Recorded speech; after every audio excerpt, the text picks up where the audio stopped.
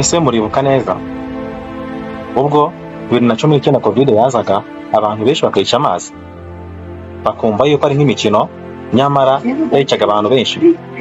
Rero ndagira nkubwire ko uyu munsi haje icyorezo mu Rwanda gikomeye cyane kidakinishwa. Niyo mpamvu nakubwira ngo itonde kandi wiyiteho. Uyu munsi cyangwa umunsi w'ejo washize tariki 8/9 nibwo RBC yatangaje yuko 3 bapfuye bishwe n'iki cyorezo ndetse 20 bararwaye. Kandi ikintu ugomba kumenya nuko iyi virusi nibura abantu 10 bayanduye umwe yonyine ni urokoka wenyine yatavuwe. Bisobanuye yuko 9 bapfa ni 10 bayanduye. Gusa nanone iyo uganye ibitaro hakiri kare ukavurwa ugakurikiranwa urakira. Gusa nta muti nta rukingo. Ari nayo mpamvu ibitaro bitwa Faisal King Fazo byahagaritse randevu zose byatangaga muri iyi minsi kugira ngo bende icyo cyose bakirinde ndetse barinde n'abarwayi babo. Ariyo mpamvu nawe ugomba kumva ko ugomba kwirinda bikomeye. Rero rwose ujye dukinamo utirinze uyu munsi nawe wapfa kubera ko ntabwo umunsi wawe urenze rwose wayandimba utagiye kwa muganga. Tugiye kureba ubundi iyi virusi ikomoka he. Ubwandu bukomeye kurusha Ebola, kurusha Covid n'indwara zituzi. Izindi virusi twaje tubona zose mbere ubundi bukomoka he. Rero muri make byamwe ko iyi virusi yacu yitwa Marburg. Iyi Marburg ikaba ikomoka mu gihugu cy'Ubudage cyangwa se ikomoka i Burayi ikabageze mu Rwanda uyu munsi tuvugana nawe utirinze ukaba wayirwara. Ubu twese icyo turi kwibaza se iki cyorezo kigiye kuba cyangwa kigiye kwataka isi yose nka COVID-19. Ese iki cyorezo cyica vuba cyane kurusha ibindi byose na Ebola. Ese kitageze mu Rwanda abanyarwanda kitwaramo bati. Inama ya mbere nuko rero ugomba kwirinda bikomeye cyane. Aha ngaha tugiye kureba inkomoko yayo, turebe uko yandura, ibimenyetso byayo ese nuko wayirinda. Iyi ni Alliance Gatano Official. Kola subscribe niho ugiye kuza. Rero reka duhere ku nkomoko yayo. Ese yavuye hehe?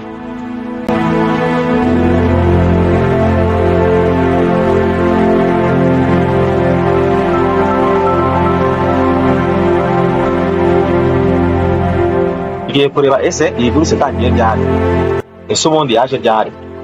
Rero iyi byatangiye umwaka w'igihumbi 1937 mu gihugu cy'Ubudage mu mujyi bita Marburg. Ari naho havuye izina nyirizina Marburg virus. Marburg ni umujyi w'Ubudage aho byatangiriye mu ishuri rikuru cyangwa se muri kaminuza mu Budage mu mujyi wa Marburg bari mu bushakashatsi bwabo. Nuko bitangira abakoraga muri laboratoire bakora ubushakashatsi bose barwaye ndetse barapfa. Ndetse virusi ikwirakwira mu gihugu hose kibazo gikomeye cyane. The high mortality rate and the contagious nature of Marburg demand rapid, isolated treatment of patients, where the consequences can be catastrophic. Uyu ni Dr. Gary. Dr. Gary ni umushakashatsi muri virology cyangwa se ubumenyi bw'uko butera indwara. Uyu mushakashatsi wo mu bumenyi bw'uko butera indwara asobanura yuko iyi virusi iza bwa mbere yinjiye mu bantu ivuye mu nkende zavuye muri Uganda. Bisobanuye yuko inkomoko y'iyi virusi nyirizina ari muri Uganda mu nkende zaho. Izo nkende zagiye muri Marburg mu Budage bazikora ubushakashatsi. Ubwo rero kuva uwo munsi bahita baha izina Marburg iyo virusi, ariko nyirizina yakomotse mu nkende zo muri Uganda. Mu myaka mike rero nibwo icyo cyaje muri Afurika 2005. Nuko abantu benshi barapfa ndetse byose gikomeye cyane. Gusa bituma abahanga bibaza ese ubundi iki cyorezo cyabaye mu Budage afashe imyaka myinshi ntizaba gituruka mu zindi nyamaswa z'udukoko ariko zakunda kuboneka cyane. Nibwo rero bakoze ubushakashatsi basanga koko mu nkende mu ducurama two mu Misiri ariho zituruka. Uducurama dupimye basanga turi gukwirakwiza iyo ndwara ya Marburg. Iyo virusi ikaba mu ducurama kandi tukaba tubasha kubana nayo neza gatanu ku kandi. Rero ikaba yanduza umuntu binyuze mu matembabuzi. Iyo agacurama gahuye amatembabuzi y'umuntu bituma umwana kamwanduza iyo Marburg virus. This virus spreads through saliva, sweat, blood, fluid around the baby, vomit, diarrhea, urine, semen, breastfeeding. Undi mu docteur bita Sylvie Bria. Dr. Sylvie Bria we yavuze yuko Sylvie Bria umushakashatsi ujyanye cyane cy'ukumbura kwidukikije we yavuze yuko iyi ndwara ituruka mu ducurama. Nuko iyi virusi kandura abantu binyuze mu matembabuzi. kandi akomeza avuga ko urucamo tumaze imyaka myinshi twibanira na Marburg nuko tugakwirakwiza iyi virusi binyuze mu guhura n'abantu ndetse bigatera ibyorezo mu bantu kandi kwanduza hagati y'abantu binyuze mu matembabuzi ngo twabivuze. Reka rero twite turebe dukubite tubangura twibaze ese koko iyi virusi ubundi nyirizina yandura iki, ubundi yandura binyuze mu ki, kugira ngo wandure biba byagenze gute? Icyo nakubwira kurikira ikiganiro kirangire kugira ngo nuko wirinda. Rero ahambere twavuga iyi virusi yandurira ni muri saliva. Saliva ni amacandwe cyangwa se mu kanwa, nuvuze yuko wenda uramutse usomanye n'umuntu cyangwa se mugasangira yakwanduza iyi virusi, ariyo mpamvu ugomba kwirinda cyane. Ahandi ni mu byuya, sweat.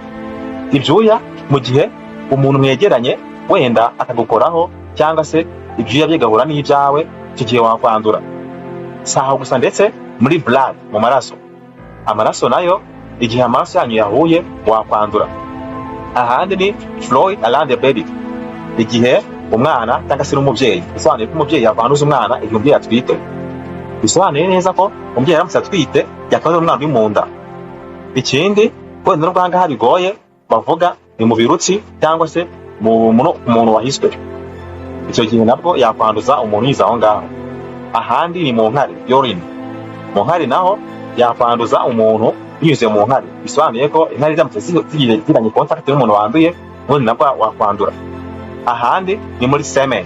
Semen twahita nk'amasohoro y'umugabo, naho bisobanuye yuko uramutse ukoze imibonano idakingiye nabwo wakwandura cyangwa ukanduza iyi Marburg virus.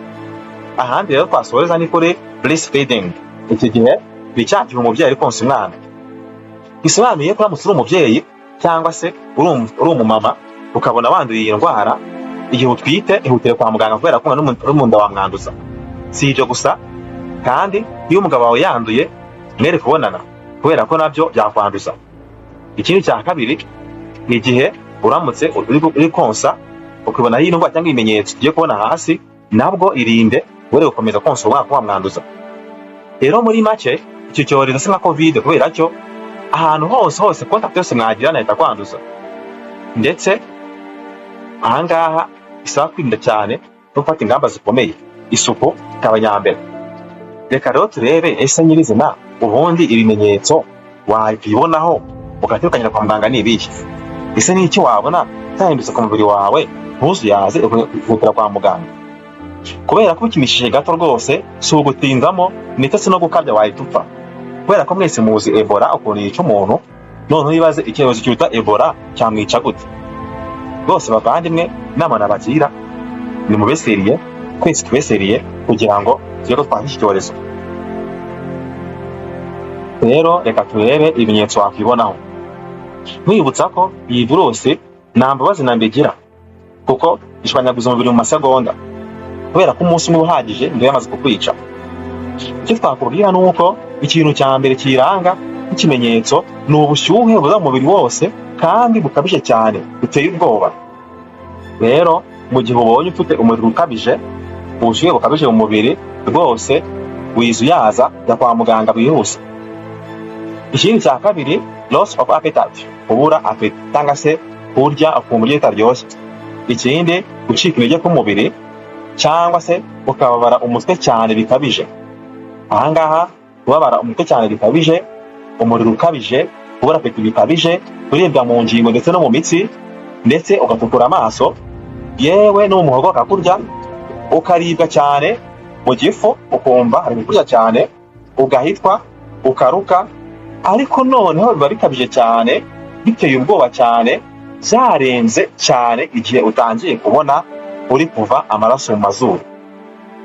Kubera ko iyo urwaye iyi Marburg virus uva amaraso mu mazuru, iyo yamaze kutangiye kurenga uva amaraso mu mazuru, ukaruka amaraso ndetse ukanayituma cyangwa se wajya kwiherera ukiherera amaraso. Muri make ahantu hose ibitembabuzi biva mu mubiri wawe biza ari amaraso. Niyo mpamvu rero mu gihe gitoya cyane, umwanya mutoya cyane, ayo maraso ahita gushiramo, amaraso yagushiramo ugahita upfa. Murabizi neza litiro y'umubiri w'umuntu w'amaraso ntago yava mu mazuru ngo ave ubiri kuyaruka ndetse ubiri no kuyadiyara ngo nurangiza ngo warame. hose ntabwo gato cyane baba bamaze gupfa. Ari nayo mpamvu tubibutsa ko kujya kwa muganga ni ikintu cy'ingenzi. Kandi dushyira aho ngaho, igihe cyose ubonye ibimenyetso by'iyi ndwara, hamagara 114. Iyi ni nimero ya leta ikwitaba y'ubuntu, yabasha kugufasha kujyana inama yo kutakwanduza bagenzi bawe cyangwa se nawe ukarinda ubuzima bwawe. Aha ngaha rwose ukimara kubona ibimenyetso biza hejuru, kora uko ushoboye uhita uhamagara 114 nuko bagufashe ndetse bakugira inama yo kutakwanduza bagenzi bawe cyangwa se abavandimwe bawe mu baramutse rusange. Rero uko wakwirinda, kubera ko utazi uwanduye ngo ninde, umuntu atari kwandura ukamuri kumutabizi, ikintu cya mbere rwose irinde kwegera umuntu uwo ari we wese cyangwa se kumukoraho. Niba ucuruza, kora uko ushoboye ujye kure y'abakiriya cyangwa se wambare gloves cyangwa ga cyangwa se amafaranga baguhaye nta kibazo yabike, ariko mbere y'uko ikintu cyose ukora ubanza ukarabe. Kubera ko ikintu cya mbere tugomba kugira umuco ni isuku. Kugira umuco w'isuku ngo rukingo rwonyine twavuga, niyo ngamba ikomeye kurusha izindi. Mu gihe cyose ugiye aho uhura n'abandi bantu utizeye, gira isuku, karaba neza n'amazi n'isabune kugira ngo ubashe kurokoka. Naho ubundi rwose wakwandura byoroshye cyane. Signs of Marburg virus: 1. Fever, umriro ukabie, 2. Loss of appetite, 3. Body weakness, 4. Headache, kabobara uwo bita Dr. Mike Ryan ndetse Dr. Tedros Adhanom, aba ngaba bombi bavuze yuko kubera ko nta rukingo ndetse nta n'umuti, ingamba turimo gufata mbere uti izindi ari ukwirinda, kandi uko dushoboye kugira ngo turinde bagenzi bacu. Kwirinda wowe ubwawe ntabwo bihagije. Dr. Mike Ryan yavuze yuko kwirinda wowe ubwawe bidahagije, kubera ko n'ubundi wirinze ukanduza bagenzi bawe ntacyo byaba bimaze. Kandi yongeraho ko n'ubundi nawe wakongera ukandura kubera yuko bagenzi bawe bose bakwikujemo virusi. Avuga yuko rero ingamba ya mbere, nibura ikintu cyizewe 88% ari uko wenda wowe igihe ufashwe cyangwa ugiye ibimenyetso wakwirinda ayo kurinda bagenzi bawe mu gihe agishaka umutizi n'urukingo rw'iyi virusi. Mu gihe abanyapolitiki batabivugaho rumwe, nk'uwo bita Angela Merkel, we avuga yuko ibihugu byose twifatanyiriza hamwe bigakorera hamwe bigafashanya kugira ngo birwanye burundu cyangwa se bihashye burundu indwara z'ibyorezo muri rusange, harimo na Marburg virus. Iyi Marburg virus naye avuga yuko baramutse bashyize hamwe bagakora uko bashoboye bazirwanya kandi bakabishobora, kubera gutanga bikunze bikorwa n'abantu nubwo bikoruka ku ndwara, ariko ahamya adashidikanya yuko uyu nguyu Angela Merkel avuga yuko abizi neza ko izi virusi ziva ku bantu, ziva muri laboratoire, zikorwa n'abantu. Akavuga yuko rero isi muri rusange ifatanyije bahasa ibi byorezo bimeze abantu basira abantu. Mu gihe umukire tuzi twese ta Donald Trump, we avuga yuko igihe cyose igihugu kibatsemo iyo virusi no kugishyira mu kato bakagifunga kugeza igihe virusi ishiriyemo, niyo bapfa bose urumva ko nta kintu mubwiye. Naho Dr. Scott Smith, uyu nguyu niwe muntu wenyine rukumbi uzwi neza wabashije kwandura icyorezo ku buryo bukomeye ariko akaza kugikira. Dr. Scott Smith yanduye indwara yanduriye muri Uganda mu gihe cyageze mu Rwanda muri Uganda, ariko we ajya gutanga ubuvuzi nk'umudokiteri, ndetse aho yavuriraga abantu afatirwayo aza kurwara bikomeye cyane araremba, ariko abasha kurokoka icyorezo. Rero atanga inama, avuga yuko Marburg virus iyi ni virusi ikomeye kurusha Ebola. Ubwe yumvikana mu majwi ye bwite yivugira ko iyi ariyo virusi ikomeye kurusha Ebola, kurusha n'izindi zose zabayeho ku isi, kubera ko yo ubwayo ushwanyaguza umubiri mu masegonda kandi nta muti nta rukingo.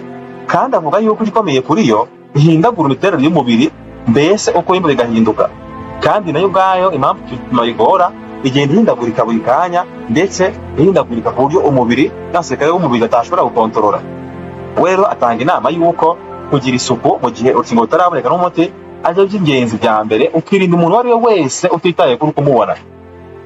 Rero nawe natwe mu Rwanda virusi yatwatatse, inama nabagira ni uko tuzabaza uyu mugabo Dr. Scott Smith, twese tukirinda, tugakaraba n'isabune, buri muntu wese ukamwirinda, ariko igikomeye kurusha ibindi wabona wanduye ukirinda kwandura bagenzi bawe, ugahamagara 114 bakagufasha kugira ngo mu Rwanda tubashe guhangana ndetse no guhashya iki cyorezo. Ndetse uyu mugabo Smith tugendeye ku nama ze, twasubiza tuvuga yuko wigendera ku makuru ufite kuri za Ebola ndetse n'ibindi bintu nka za COVID-19. COVID-19 abantu benshi yaraje ntiyica abantu benshi bigaragara, ndetse ikica mu buryo wenda butagaragarira buri wese, ariko ndakubwira ko iyi ndwara yo mu by'ukuri iyo ufashe apfa ureba. Ariyo mpamvu abadogiteri n'abaganga bavuze yuko kureba umuntu uri kwicwa n'iyi ndwara by'ubwayo byagutera ihamuka, kubera ko abura umwuka umureba ndetse amaraso akamushira mu mubiri ubireba n'amaso yawe. Rero turashishikariza mwese kuba maso, gukomeza kwirinda mu gihe turi ubushakashatsi bwa bamwe bwakora umuti cyangwa se urukingo rw'icyorezo, kandi isuku ikaba nyambere kuri wowe wese wumva ko ashaka ubuzima bwe buri buzima. Inama nabagira rero ukurikiza inama kandi uhamagare 112 kandi bagufashe. Nubona ibimenyetso twavuze haruguru ukora uko ushobora kwa muganga, kandi ikindi cya kabiri kumvisha aho yandurira hose naho hirinde, kugira ngo tugire ubuzima buzira umuze. Inama za leta tuzikurikize. Ndabashimiye cyane. Iyi ni Alliance 5 Official. Subscribe yawe ni ingenzi. Murakoze cyane, mugira amahoro. Turabakunda.